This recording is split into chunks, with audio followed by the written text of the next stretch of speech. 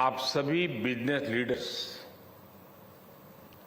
एक ऐसे समय में भारत आए हैं जब हमारे पूरे देश में सेलिब्रेशन का माहौल है।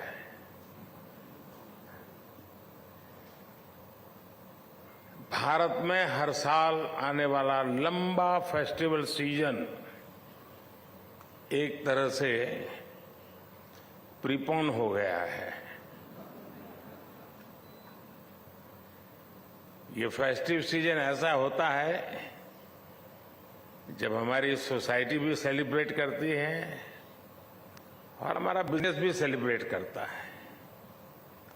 और इस बार ये 23 अगस्त से ही शुरू हो गया है।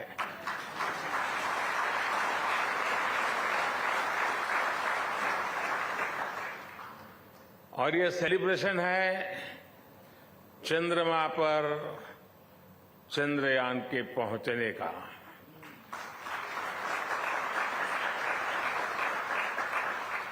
भारत के लूनर मिशन की सफलता में हमारी स्पेस एजेंसी इसरो की बहुत बड़ी भूमिका है, लेकिन साथ ही इसमें भारत की इंडस्ट्री ने भी बहुत बड़ा सहयोग किया है। चंद्रयान में यूज किए गए अनेक कंपोनेंट्स हमारी इंडस्ट्री ने, हमारी प्राइवेट कंपनियों ने, हमारे एमएसएमईज ने उसको आवश्यकता के अनुसार तैयार कर समय सीमा पर उपलब्ध कराए हैं। यानी ये साइंस और इंडस्ट्री दोनों की सफलता है। और इम्पोर्टेंट ये भी है, इस बार भारत के साथ साथ पूरी दुनिया इसे सेलिब्रेट कर रही है। ये सेलिब्रेशन एक रिस्पॉन्सिबल स्पेस प्रोग्राम चलाने का है। ये सेलिब्रेशन देश के विकास को एक्सेलरेट करने का है। ये सेलिब्रेशन इनोवेशन का है। ये सेलिब्रेशन स्पेस टेक्नोलॉजी के माध्यम से सस्टेनेबिलिटी और इक्वलिटी लाने का है। और यही तो इस B20 समिट की थीम है, raise.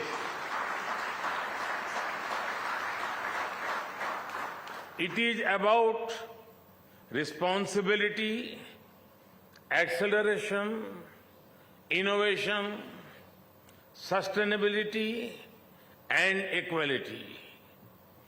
And it is about humanity. It is about one earth, one family, one future. Friends, वैसे तो B20 के थीम रेज में आई है। आई इनोवेशन को रिप्रेजेंट करता है, लेकिन मैं इसमें इनोवेशन के साथ ही एक और आई को भी देखता हूं, और ये आई है इंक्लूसिवनेस। हमने अफ्रीकन यूनियन को भी G20 की स्थायी सदस्यता के लिए इस विजन के साथ इनवाइट किया।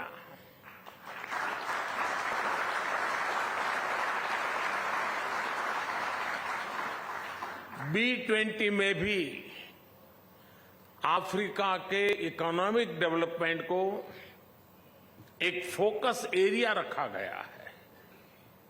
भारत का मानना है कि ये फोरम अपनी अप्रोच में जितना इंक्लूसिव होगा, उतना ही बड़ा इसका इम्पैक्ट होगा। इससे ग्लोबल इकोनॉमिक चैलेंजेस को हैंडल करने, ग्रोथ को सस्टेनेबल बनाने और यहां लिए गए फैसलों के इम्प्लीमेंटेशन में हमें उतनी ही अधिक सफलता मिलेगी। फ्रेंड्स, कहते हैं कोई भी आपदा आती है, बड़ा संकट आता है, तो वो हमें कुछ न कुछ सबक देकर जाता है, सिखाकर जाता है। 2-3 साल पहले हम दुनिया की सबसे बड़ी महामारी, 100 साल में आए सबसे बड़े संकट से गुजरे हैं। इस संकट ने दुनिया के हर देश को, हर समाज को, हर बिजनेस हाउस को, हर कॉरपोरेट एंटिटी को एक सबक दिया है। सबक ये कि हमें अब जिस चीज पर सबसे ज्यादा इन्वेस्ट करना है वो है आपसी विश्वास, म्यूचुअल ट्रस्ट। कोरोना ने दुनिया में इस आपसी विश्वास को तहस नहस कर दिया है और अविश्वास के इस माहौल में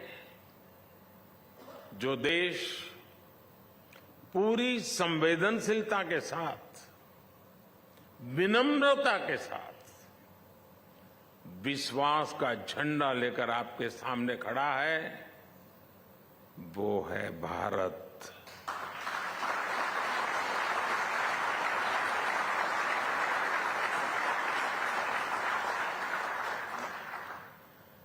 सौ साल के सबसे बड़े संकट में भारत ने जो चीज दुनिया को दी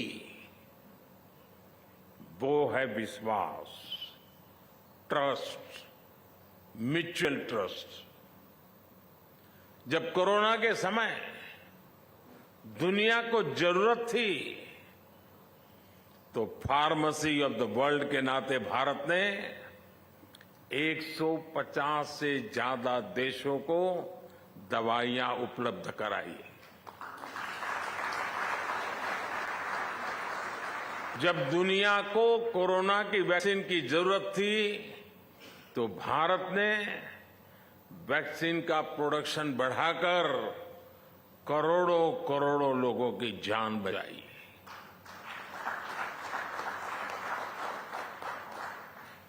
भारत की डेमोक्रेटिक वैल्यूज भारत के एक्शन में दिखती है, भारत के रिस्पांस में दिखती है। भारत की डेमोक्रेटिक वैल्यूज देश के 50 से ज्यादा शहरों में हुई G20 की बैठकों में दिखाई देती है और इसलिए भारत के साथ आपकी पार्टनरशिप बहुत महत्वपूर्ण है।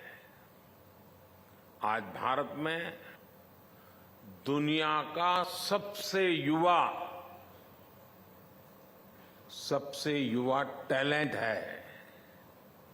आज भारत इंडस्ट्री 4.0 के इस दौर में डिजिटल रिवॉल्यूशन का चेहरा बना हुआ है। भारत के साथ जितनी आपकी दोस्ती मजबूत होगी उतनी ही समृद्धि दोनों को मिलेगी। You all know business can transform potential into prosperity, obstacles into opportunities, aspirations into achievements. Whether they are small or big, global or local, business can ensure progress for everyone.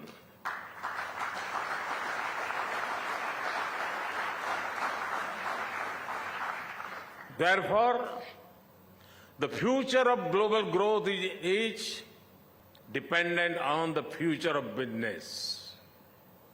Friends, कोविड-19 से पहले और कोविड-19 के बाद की दुनिया बहुत बदल गई है। कई चीजों में इरिवर्सिबल चेंज हम देख रहे हैं। अब जैसे ग्लोबल सप्लाई चेन को दुनिया फिर से पहले की तरह नहीं देख सकती। पहले कहा जाता था कि जब तक ग्लोबल सप्लाई चेन इफिशिएंट है तब तक चिंता की कोई बात ही नहीं है। लेकिन ऐसी सप्लाई चेन का और ऐसी सप्लाई चेन एफिशिएंट कही जा सकती है जो तब टूट जाए, और वो भी तब जब उसकी दुनिया को सबसे ज्यादा जरूरत थी। इसलिए आज जब दुनिया इस सवाल से जूझ रही है तो साथियों, मैं आपको विश्वास देता हूं, इस समस्या का समाधान भारत है।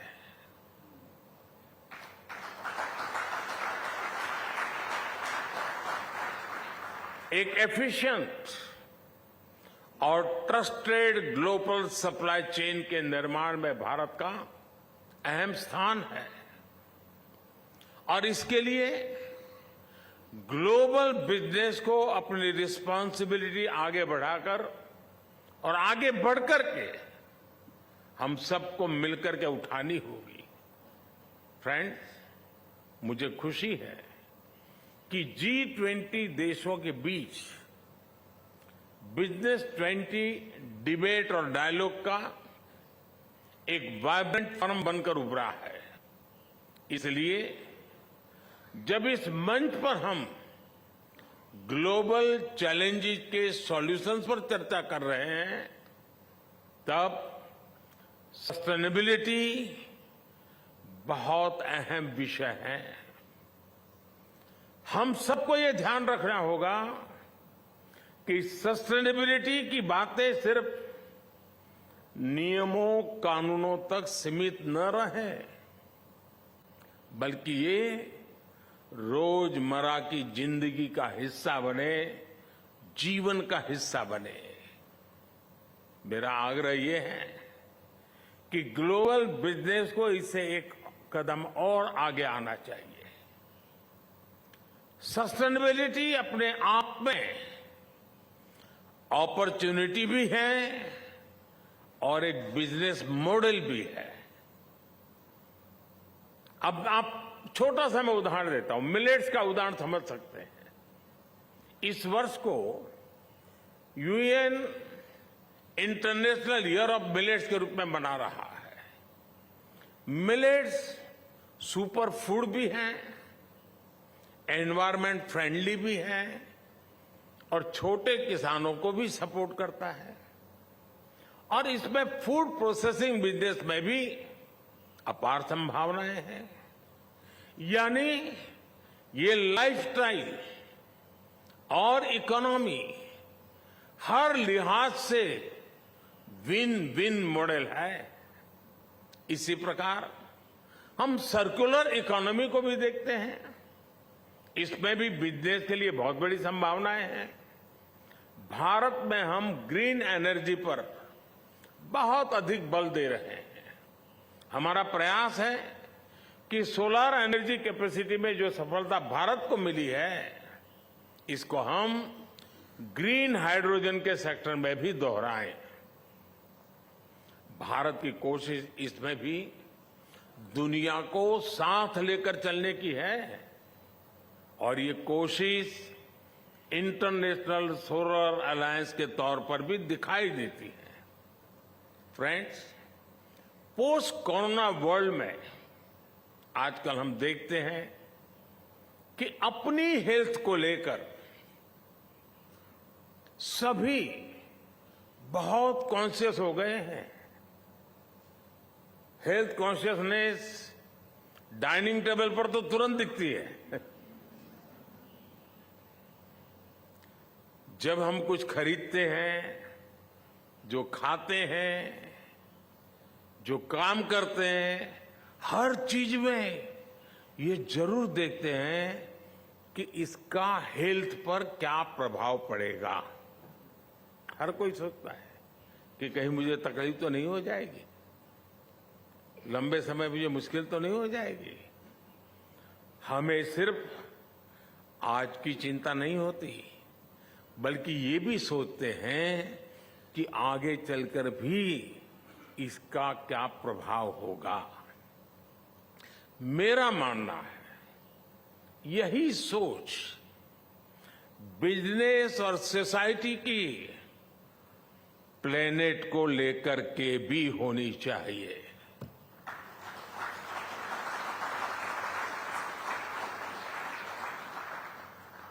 जितनी चिंता मुझे मेरे हेल्थ के लिए हो और मेरी रोजमर्रा की जिंदगी में वो मेरा तराजू हो, तो मेरे रोजमर्रा की जिंदगी में प्लेनेट को क्या इम्पैक्ट होगा, उसकी हेल्थ का क्या होगा, यह भी तो हमारी जिम्मेवारी है।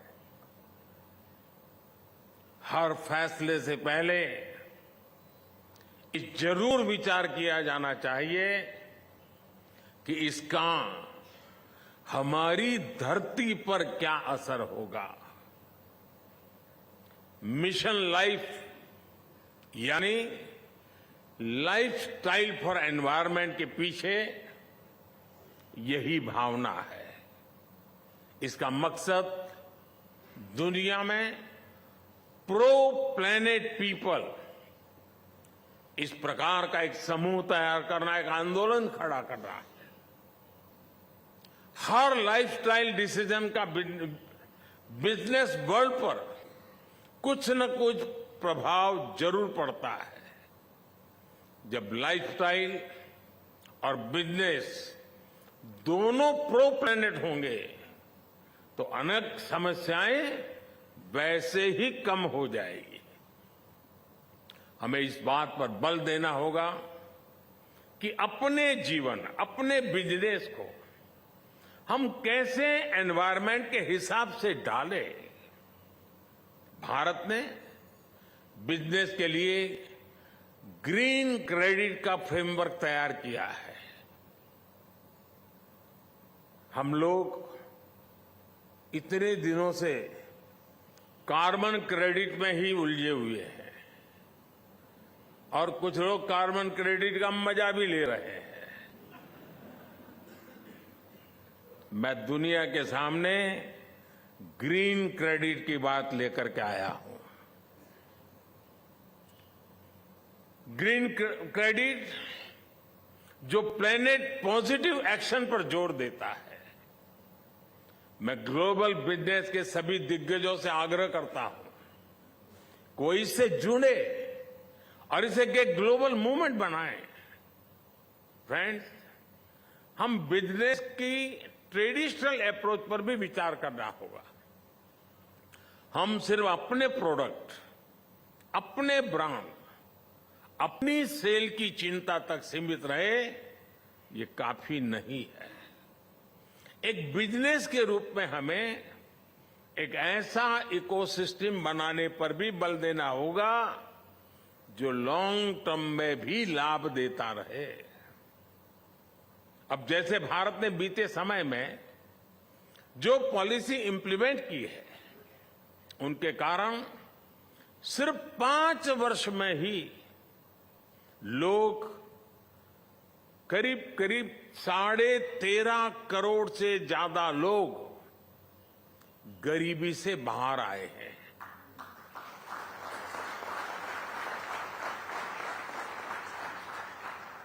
ये जो गरीबी से ऊपर आने वाले लोग हैं, जो न्यू मिडिल क्लास है, और मैं मानता हूं यही सबसे बड़े कंज्यूमर है, क्योंकि वो एक नए एस्पिरेशंस के साथ आते हैं। जो न्यू मिडिल क्लास भी भारत की ग्रोथ को मोमेंटम दे रहा है।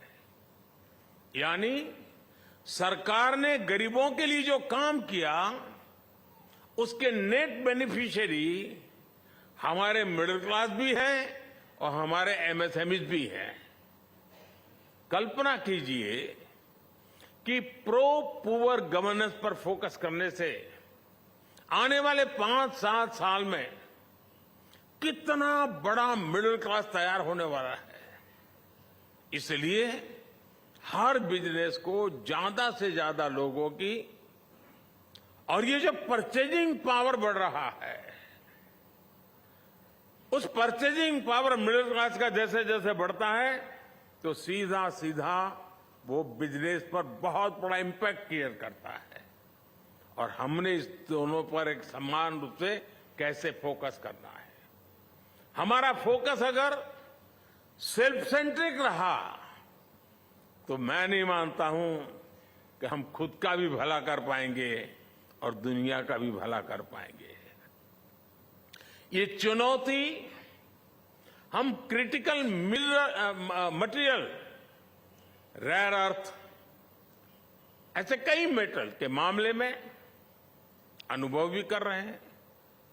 ये ऐसी चीजें हैं जो कहीं बहुत अधिक हैं, कहीं है ही नहीं, लेकिन जरूरत पूरी मानव जात को है। जिसके पास वो अगर इन्हें ग्लोबल रिस्पांसिबिलिटी के रूप में नहीं देखेगा तो ये एक नए कॉलोनियलिज्म के मॉडल को बढ़ावा देगा। और ये मैं बहुत गंभीर चेतावनी दे रहा हूं। फ्रेंड्स, ये profitable market can be sustained when there is a balance in the interest of producers and consumers. This also applies to nations.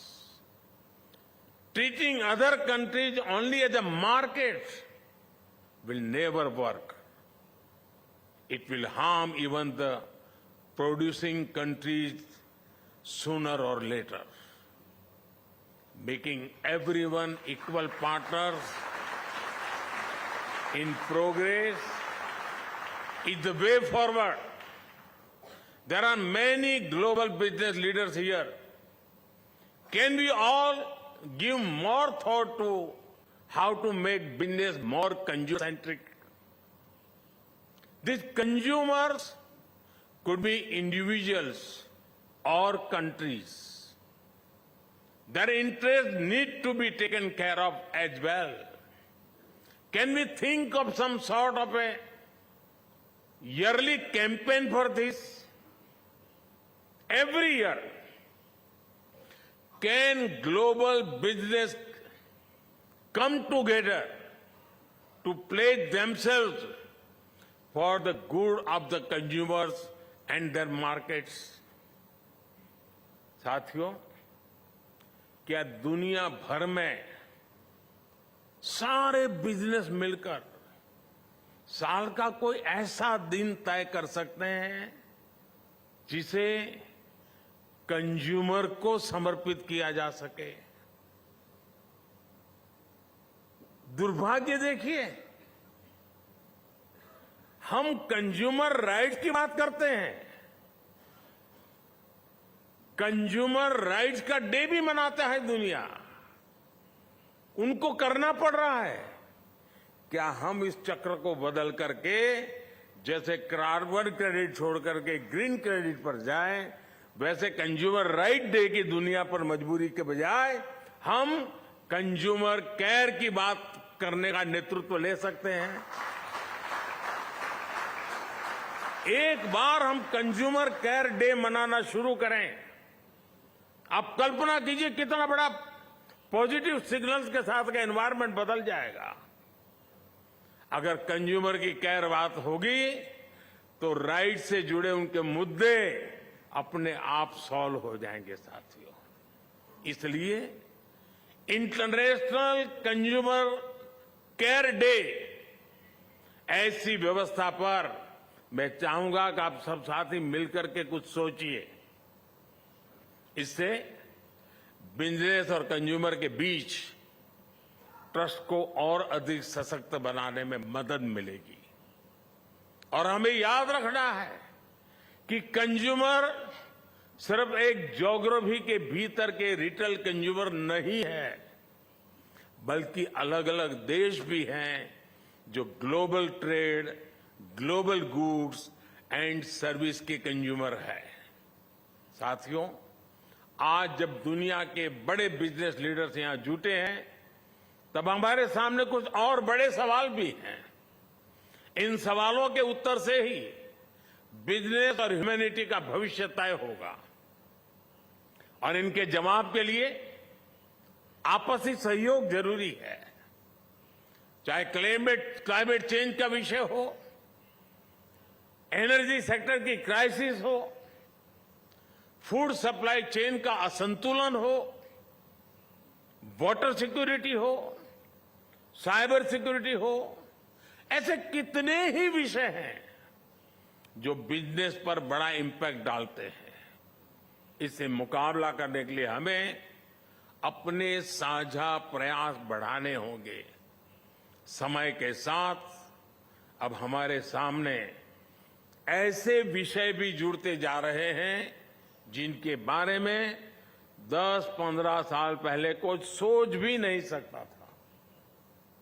अब जैसे क्रिप्टो करेंसी से जुड़ी चुनौती है, इस मामले में ज्यादा से ज्यादा इंटीग्रेटेड अप्रोच की जरूरत है। मैं समझता हूं इसके लिए एक ग्लोबल फ्रेमवर्क बनाया जाना चाहिए जिसमें सभी स्टेक होल्डर्स का ध्यान रखना चाहिए। आर्टिफिशियल इंटेलिजेंस को लेकर भी इसी प्रकार की अप्रोच की जरूरत है। आज एआई को लेकर दुनिया बहुत एक्साइटमेंट देख ही रही है, लेकिन एक्साइटमेंट के बीच कुछ एथिकल कंसिडरेशन भी है। स्किलिंग और रिस्किलिंग को लेकर एल्गोरिदम बायस और सोसाइटी पर उसके प्रभाव को लेकर चिंता ही जताई जा रही है। ऐसे विषयों को भी हम सबने मिलकर के हल करना होगा।